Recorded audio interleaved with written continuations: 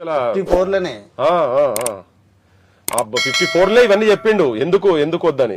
Even ఇక్కడ ఉన్నటువంటి leaders అక్కడ ఉన్నటువంటి లీడర్స్ కూడా కొంతమంది కలిసి చేస్తున్నారు. అక్కడ టంగటూరు ప్రకాశం పంతులు, ఇక్కడ ఉన్నటువంటి కొంత బ్రాహ్మణ లీడర్స్ కావచ్చు, కాళోజీ నారాయణరావు, వీళ్ళంతా కూడా కలిస్తే అప్పుడు చెప్పిండు అన్నట్టు, రాజు బుర్గుల వారి రంకుతనమే ఇంత, సంఘ బహిష్కృతుల స్వార్థమే ఇది అంత, కుల రాజకీయాల కుట్రే ఇది అంత అని. సో అప్పుడే 54-55 అంతా కులాల పంచాయతీ అని. కమ్యూనిస్టుల గురించి చెప్తాడు, సామ్యవాదులు కూడా స్వార్థపరులైనారు, అధికార దాహంతో అందులే అయినారు, నీతి లేని రాజనీతి వారిది చూడని. సో ఇది అప్పటి నుంచే వచ్చిన తర్వాత ఈవెన్ నీలం సంజీవ రెడ్డి మెంబర్ల 58 లో ఇప్పుడు పెద్ద మనుషులు. ఫాదర్ ఏ పార్టీ అంటే ఎటువైపు ఉండేది? ప్రజల పక్షాన.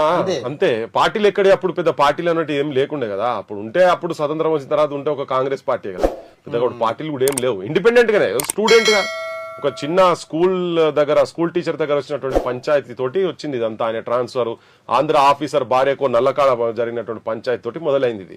సో అందుకనే ఏంటంటే ఆ తెలంగాణ అనేది మా ఇంట్లో పుట్టిందని చెప్తుంటే అయితే